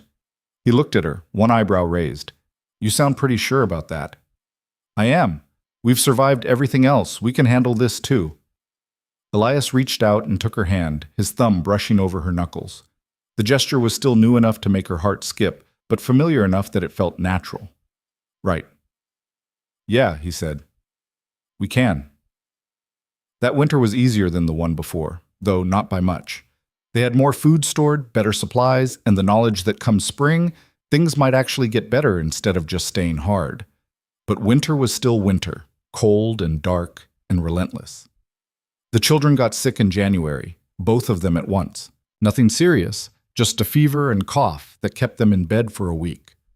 Mara barely slept, sitting up with them through the worst of it, pressing cool cloths to hot foreheads and forcing them to drink water even when they didn't want to. Elias took over everything else without being asked. He cooked, cleaned, kept the fire going, and never once complained about the extra work. And when Mara finally collapsed from exhaustion on the 8th day, he was the one who carried her to bed and sat with her while she slept. When she woke, disoriented and groggy, the first thing she saw was his face. Kids? She croaked. Fine. Fever broke yesterday. They're eating again. Mara sagged with relief. How long was I out? 14 hours. You should have woken me. You needed the sleep. He pressed a cup of water into her hands. Drink. She did, the cool liquid soothing her dry throat. When she handed the cup back, their fingers brushed, and Elias didn't pull away. Thank you, Mara said, for taking care of them. Of me. That's what family does, Elias said simply. And Mara realized that somewhere along the way, he'd started believing it too. That they were really family. Not just 4 people surviving together, but actually belonging to each other. By February, they were all going stir-crazy from being trapped inside. The children bickered constantly, and even Elias's patience was wearing thin. So when the weather cleared for a few days, Mara suggested something she'd been thinking about for weeks. We should go to town, she said. All of us. Get supplies, let the kids see something other than these 4 walls. Elias looked skeptical. That's a full day there and back. I know, but we need things anyway, and it would be good for them. He considered it, then nodded. All right, we'll go tomorrow if the weather holds. The trip to Prescott was an adventure for the children. Ben and Lily had barely left the homestead since the adoption hearing, and they stared wide-eyed at everything. The buildings, the people, the goods in the store windows. Mara watched them with a bittersweet ache in her chest, remembering what it was like to be young and amazed by the world. They stopped at the general store first, loading up on supplies they couldn't make themselves. Flour, sugar, coffee, a few precious pieces of candy for the children. The shopkeeper recognized them from before, and Mara saw the flicker of surprise in his eyes when he took in the whole family together, healthy, clean, obviously thriving. Heard you folks are working with the Calloways now, he said, counting out their change. News travels, Elias said neutrally. It does. Especially good news. Thomas doesn't give out land to just anyone. We'll earn it, Mara said. The shopkeeper smiled. I believe you will. They were loading supplies into the wagon when Mara heard a familiar voice. Well, well, look who it is. She turned and felt her stomach drop. James's brother, the one who'd come to tell everyone the wedding was off, was standing behind them with 2 other men. His eyes raked over her with the same dismissive contempt she remembered from before. Heard you found yourself a husband after all, he said. Thought for sure you'd end up alone. Mara's face burned, but before she could respond, Elias stepped between them. He didn't say anything, didn't even change his expression, just stood there, solid and immovable, making it clear the conversation was over. James's brother laughed, but it sounded forced. Easy there, just making conversation. No, Elias said quietly. You weren't. The tension stretched tight. Then one of the other men tugged at James's brother's sleeve. Come on. Not worth it. They left, and Mara released a breath she hadn't known she was holding. Elias turned to her, his hand settling on her lower back. You all right? He asked. Yeah, I didn't expect to see him. He's an ass. Mara surprised herself by laughing. Yeah, he is. Ben appeared around the side of the wagon, his face stormy. I heard what he said. You want me to… No, Mara said firmly. Some people aren't worth the trouble. But he was mean to you. And I survived it, Mara said, just like I survived everything else. She met Elias's eyes and saw something like pride there. They finished loading the wagon in silence, and when they headed out of town, Mara found herself looking back at Prescott with a strange sense of satisfaction. That man had wanted her to feel small, wanted her to feel like the same desperate, unwanted woman she'd been that day outside the chapel. But she wasn't that woman anymore. She was someone who'd built a life out of nothing, someone who'd fought for her children and won, someone who'd earned the respect of people like Ruth and Thomas Calloway, someone who mattered. And no one could take that away from her. Spring arrived with a rush of warmth and green that felt almost violent after the long winter. The snow melted in days instead of weeks. The creeks ran high and fast, and the land seemed to explode with life. Mara worked the garden with renewed energy, getting seeds in the ground while Elias and Ben started preparing the Calloway land. 20 acres was a lot of ground to work, even with Thomas lending them equipment and a mule. Elias was gone from before dawn until after dark most days, coming home exhausted and covered in dirt. Ben worked alongside him, trying so hard to keep up that sometimes Mara worried he'd hurt himself. But they were managing, more than managing. The crops went in on time, the weather cooperated, and by early summer it was clear they were going to have a good harvest. That's when Mara started feeling sick. At first she thought it was just exhaustion. She'd been working hard, maybe too hard, and her body was protesting. But when the nausea didn't go away after a few days, when she started having to step outside in the mornings because certain smells made her stomach heave, she began to suspect something else.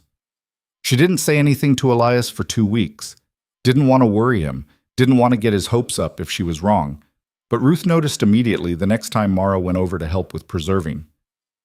You're pregnant, Ruth said flatly, watching Mara turn green at the smell of pickling vinegar. Mara pressed a hand to her stomach. I think so.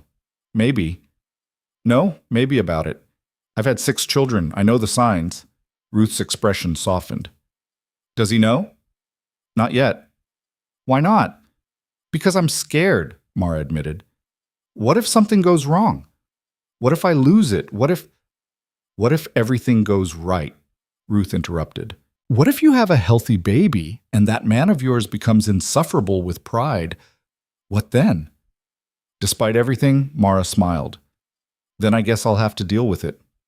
Damn right you will. Now go home and tell him before he figures it out himself. Mara told Elias that night after the children were asleep. They were sitting at the table, and she'd been working up her courage for an hour, her hands trembling every time she tried to start. Finally, she just said it. I'm pregnant. Elias went completely still. He stared at her like she'd spoken a language he didn't understand.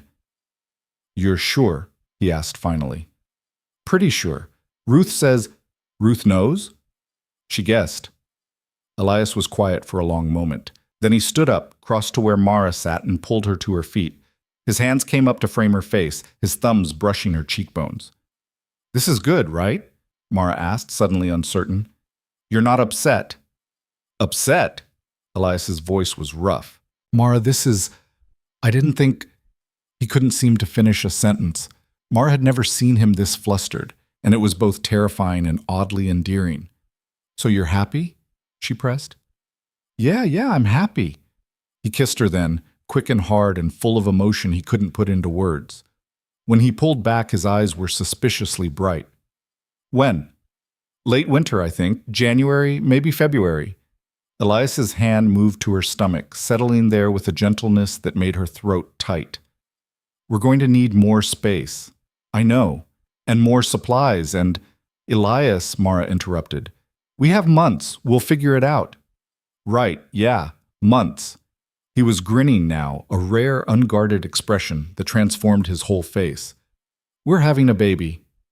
We are, Mara agreed, and felt her own smile breaking through the fear. They told the children a week later. Ben looked stunned, then pleased. Lily was immediately excited, already planning what they'd name the baby and how she'd teach it everything she knew. Can I hold it? She asked. When it's big enough, Mara said. Babies are very small at first. I'll be careful, Lily promised solemnly. That summer was the best they'd had since coming to the homestead. The crops flourished both on their land and the Callaway section. The children grew stronger and more confident, and Mara, despite the sickness and exhaustion that came with pregnancy, felt more content than she'd ever been in her life. Elias started building the addition onto the cabin in July, working on it in the evenings after the field work was done. Ben helped, and sometimes even Lily, carrying small tools or holding boards steady. It was slow work, but by the end of summer, they had a real bedroom, not big, but private, with a door and a window and enough space for a bed and a cradle. The harvest came in strong, better than any of them had expected. Thomas Callaway looked at the yield and whistled low. You've got a gift for this, he told Elias. Both of you do. Their share of the profits was more than Mara had dared to hope for, enough to pay off their remaining debts, buy supplies for winter, and still have money left over. For the first time since arriving at the homestead, they weren't just surviving. They were building something real, something that would last. In October, Ruth threw Mara a small gathering with the neighboring women. Mara hadn't expected it, and walking into Ruth's house to find a dozen women waiting to celebrate her baby left her speechless. They brought gifts, blankets they'd knitted, tiny clothes they'd sewn, advice both wanted and unwanted. And they treated Mara like she belonged, not with pity or judgment, but with the easy camaraderie of equals. One of Ruth's daughters-in-law, the one who'd been most suspicious of Mara at first, pulled her aside. I wanted to apologize, she said, for how I acted when you first came. I thought, well, it doesn't matter what I thought. You've proven yourself 10 times over. Mara felt tears sting her eyes, hormones making everything feel more intense. Thank you. That means a lot. You've got a good man, the woman continued, and good kids, and you're building something most people only dream about. You should be proud. Mara thought about that on the ride home, Elias driving the wagon while she clutched her gifts. Proud. She'd spent so much of her life trying to make herself small, trying not to take up space or ask for too much. The idea of being proud felt foreign and dangerous, but maybe it was time to start believing she'd earned it. Winter came again, but this time Mara was too pregnant to do much of the hard work. Her body had betrayed her in new ways. Her back ached constantly, her ankles swelled, and she couldn't walk more than a few feet without getting winded. She hated feeling useless, hated watching Elias and Ben do everything while she sat by the fire like an invalid. You're growing a human, Ruth told her when she complained. That's not nothing. It feels like nothing when I can't even carry water anymore. Then let them carry it. That's what family's for. The baby came in early February, 2 weeks before Mara's best guess of when it was due. The labor was long and brutal, 16 hours of pain that left Mara shaking and exhausted. Ruth stayed with her the whole time, coaching her through it while Elias paced outside with the children. When it was finally over, when Mara heard that first sharp cry, she started crying too. Ruth cleaned the baby quickly and placed her in Mara's arms. A girl. Small but healthy, with a shock of dark hair and eyes that would probably be brown like Elias's.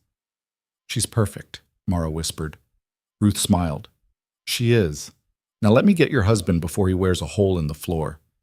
Elias came in looking terrified, his eyes going immediately to Mara. You all right? I'm fine, we're fine. She shifted so he could see the baby properly. You want to hold your daughter? His hands were shaking as he took the baby, cradling her with a gentleness that seemed impossible from a man his size. He stared down at her like she was something miraculous, his throat working. She needs a name, he said finally. They'd been arguing about names for months, unable to agree, but looking at this tiny person, Mara suddenly knew. Sarah, she said, after my mother. Elias nodded. Sarah Vance. I like it. Ben and Lily were allowed in after that, both of them wide-eyed and awed. Lily insisted on sitting next to Mara so she could see the baby better, and Ben stood close to Elias, staring at his new sister with an expression of fierce protectiveness. "We're going to take care of her," Ben said. "All of us." "Yeah," Elias agreed. "We are." That night, after everyone else had finally gone to bed, Mara lay with Sarah sleeping against her chest and listened to the sounds of her family around her. Lily's soft breathing from the other side of the bed. Ben's quiet snoring from his pallet near the fire. Elias moving carefully around the cabin, banking the fire and checking the door. This was her life now. Not the one she'd imagined standing outside that chapel in a dress that didn't fit, but something better. Something real. Elias climbed into bed beside her, careful not to jostle the baby. His arm came around both of them, protective and warm. "You did good," he murmured. "So did you." "I meant today. But yeah, other days too." Mara smiled in the darkness. "We make a good team." "The best," Elias agreed. Spring arrived with Sarah 3 months old and already trying to smile. The work began again, planting, tending, the endless cycle of survival. But this year, there was help. Ruth's sons came over to assist with the heavy work. Thomas loaned them equipment. And the community that Mara hadn't known existed rallied around them in small, meaningful ways. Because they'd proven themselves. Not through grand gestures or dramatic moments, but through steady, stubborn persistence. Through showing up day after day and doing the work and refusing to quit even when it would have been easier. One afternoon in late April, Mara was working in the garden with Sarah sleeping in a basket beside her when she heard a wagon approaching. She looked up, shading her eyes against the sun, and saw a familiar figure. James's brother. Again. Mara stood slowly, her heart picking up speed. But this time, she wasn't afraid, she was annoyed. The man climbed down from his wagon, and Mara saw he was alone. Good. That would make this easier. "What do you want?" she asked bluntly. He had the grace to look uncomfortable. "Wanted to apologize for what I said in town last year, and for everything. My brother was an ass for leaving you like that. You deserved better." Mara studied him, trying to figure out if he was sincere. "Little late for that, don't you think?" "Yeah, but I figured better late than never." He glanced around the homestead, taking in the expanded cabin, the healthy garden, the well-maintained barn. "You've done well for yourself." "We have," Mara corrected. "My husband and I." "Right. Look, I know I don't have any right to ask, but you happy?" The question caught her off guard. She thought about it, really thought about it, about the hard work and the fear and the moments when she'd been so exhausted she'd wanted to give up, about the children who called her mama and the man who looked at her like she was worth something and the baby sleeping peacefully in the spring sunshine. "Yeah," she said finally, "I am." He nodded. "Good. That's good." He climbed back into his wagon. "For what it's worth, my brother's miserable. Married some girl half his age who can't cook and complains constantly. Serves him right." Despite herself, Mara smiled. "Yeah, it does." After he left, Mara stood in the garden for a long moment, letting the satisfaction of that encounter wash over her. She'd been so certain once that being left at that altar was the worst thing that could happen to her, but it had been the best, because it led her here, to this life, to this family, to herself. That evening, the whole family gathered for supper. It was a chaotic affair, Sarah fussing, Lily chattering nonstop about a bird she'd seen, Ben trying to tell Elias about something that happened with the horses. Mara moved between them, settling the baby, serving food, keeping the peace, and Elias watched her with that expression she'd come to know so well, the one that said he saw her, really saw her. Not the woman the town had dismissed or the girl who'd been left behind, but the person she'd become, strong and capable and worth everything. After the children were asleep, they sat outside in the warm spring night, Sarah between them in her basket. The land stretched out around them, 40 acres now, all of it either theirs or worked by them.